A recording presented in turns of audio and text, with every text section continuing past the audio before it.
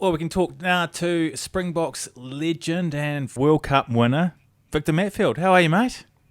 How are you guys doing? You well? Very good, but I'm very excited, and that isn't because of Scotland's performance at the weekend, but I'm seeing a Scotland jersey in the back that looks like it was worn by a Scotland hero. Is that my jersey there, Victor, over your shoulder? Yeah, it's the only Scottish guy that gave me a little bit of headaches in the lineup. So, Jim, I had to put it up. Huh? Victor, you tell lies. Did you really say tell that? Lies. I be honest with you, Victor might say I nearly stole a ball off him once. I nearly did. I was close. Mate, it's great to have you, Victor. How are things? There's rumours that you have been dipping in and out of the Portuguese national team. Is that right or not? Is this just rumours?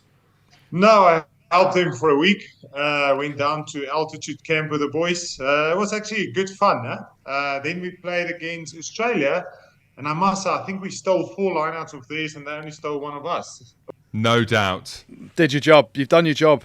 You've done your job and walked away, right?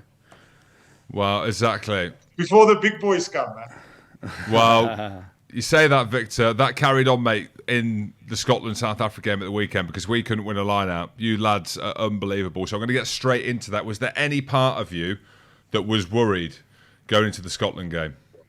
To be honest, I thought they will give us a go. I thought it would have been a higher scoring game, but I just felt like I think their pack couldn't live up to ours, especially in that second half. I know, we have a go. They really stood up in that first half, but once that bomb squad came on, and when South Africa put up their bomb squad, it's almost as if those guys are better. And the other guys, when they do the substitutions, it's substitutions. They're not in the same class as the first guys. And I always thought that's where we'll probably pull it through. But I thought it would be a higher scoring game. Yeah, I mean, obviously there was a few missed kicks and stuff. It always looked comfortable in that second half for South Africa. What are the feelings back home for the squad at the minute? Because ultimately it was a win. Is it we've got a lot to build on? We're worried about the goal kicking. We can win whichever way we want to win. What's the sort of feeling back from the Middle Earth of South Africa? Well, firstly, I think if you said before the game we will win by 15 points, everyone would have taken that. I think everyone thought it might be closer. I thought in that first half, especially those first few kicks, in the 15, close to the touchline, round about the 22, I thought we would go for the touch there, go for the driving maul against the All Blacks. That's what really put them under pressure. We didn't go for those kicks. We kept the pressure on them with the driving maul, got those yellow cards, got penalties. Although we didn't get tries, we got the penalties and we got the ref to start giving warnings out. So I thought we could have gone for the touch there rather than go for the poles. But that scoreline is still good. Against the Scottish side, it's really playing well, number 5 in the world. I think we'll take it. Yeah, definitely. I'm happy you're saying that, but it's no consolation whatsoever. But one thing that we've been chatting about here for the last few weeks is the evolution of how South Africa are playing with the offloading. We saw a few of them yesterday as well. Yesterday in that first half, it seemed like you were almost trying things out, and this is all respect to my team, Scotland. You were kicking early, you were going high early. Do you think that was a tactic against Scotland, or do you think that is because you are trying different things for later in the tournament? Because in the second half, you reverted back to type. That's what you went. You went old school and then dominated us, as we saw. No, I think this is a team that's definitely evolving. I think if you go back, any team when Rassie and Jacques took over, we were really in shambles back in South Africa. So they went right back to the DNA of South African rugby, set piece, great kicking and defence, only playing off turnovers. I think with Mani Lebok at 10, Damian Willems, Willie Leroux at 15, we're definitely playing a bit more. We're looking for opportunities with ball in hand as well. But I think the gain line set piece, that's what's going to win us the World Cup. It's nice that we can play a different style if needed, but I think when we're under pressure, when we go to the real big games, the pressure games, we'll go back to that set piece, defence, and a good kicking game. Do you notice Jimmy said when we get to the big games, Scotland wasn't a big game in his opinion? Did you hear that?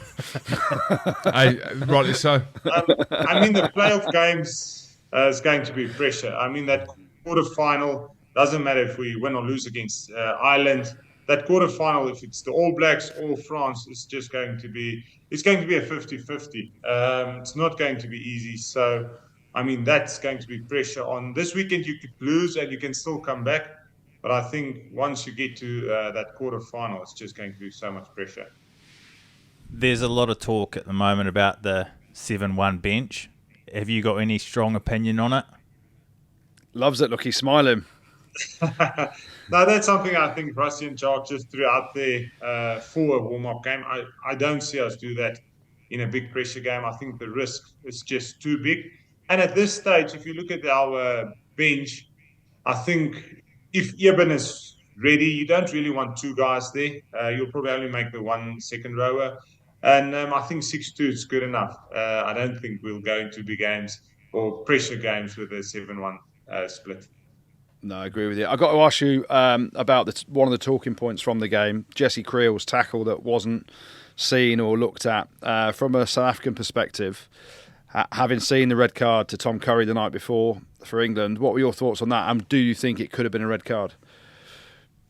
Well, firstly, I think it's just crazy that red card of Curry in that England game. I'm completely against all these red and yellow cards, especially if there's no intent. I mean, Curry was there at one level. They actually dropped into him, and it's a red card. I thought that was very stupid. In the game when the Creel incident happened, I said, oh, there's trouble, and they never went back. Again, it's crazy that they didn't go back and just have a look at it, at least. So when it was playing out, I said immediately, oh, there's trouble. Luckily they didn't go back. I didn't see if there's any sightings at this stage as well. Anyone worry you, Victor? So, as the current world champions, I know it's only been week one. Are you looking at anyone that worries the South Africa team? Well, I said it before, and Michael probably shouldn't say it after the weekend. I only see 4 teams winning this, and I think France and South Africa must be the favourites, and then just behind them it's Ireland and the All Blacks. England. I don't No. see England, and I don't see Australia. They might beat someone on the day, get lucky, but beating 2 of those 4 teams 2 weeks in a row, just don't see it. And looking at the South Africa squad, obviously there's a lot of chat about players that potentially aren't there that could come in later through injury or whatever. What are your thoughts on Andre Pollard not being around with all his experience after what he did in 2019? And can you see him making his way into the squad through an injury or through another channel? Yeah, I mean, we all were very surprised when that happened, when the team announced in the team announcement. I mean, Andre is a leader in that team as well. I spent a week with him, and most of the time he's the guy talking about what they want to do, how they want to do it. So I really believe he will be there when we get to the quarterfinals. The only problem is he's not playing. He hasn't played for almost 5-6 months. I mean, Mani is not playing bad. Yes, his goal kicking isn't where it should be. But I mean, Faf is really kicking well. He kicked those pressure kicks, so maybe they'll take the kicking duties away from Mani, and the rest of it is playing well. But I would really like to see Andre there. If he can get 1 or 2 games, so I don't know if there's an injury maybe early on, and you can get him in play 1 or 2 games in the pool stages, he will definitely be someone that I want there once we get to the quarterfinals. You mentioned earlier about the standard on your bench, like they're coming on and they're better than the guys sometimes that are already on there, and you could probably do that with your backline as well. The amount of depth you got, the depth in South African rugby at the moment is crazy. How has that happened? Because given, I don't want to get political, but the political situation in South Africa isn't ideal, and you guys are still managing to somehow function in a way that's ahead of the rest of the world on the sports field. Yeah, I think if you look at our political situation, maybe 4 or 5 years ago, that was a problem. We're doing so much development in South Africa, and our players of colour are really coming through, and they're definitely not there. All of them are very good players, and they're there on merit. In the beginning, when Rassie started picking guys from outside of South Africa, I was one of the guys that weren't that happy with it. I was very happy with a guy that has played 50 test matches or 30 test matches going overseas, then coming back. But for youngsters getting picked like a Visa from Leicester, and he hasn't really played a lot of games, or he hasn't played a test in South Africa, I was worried about that.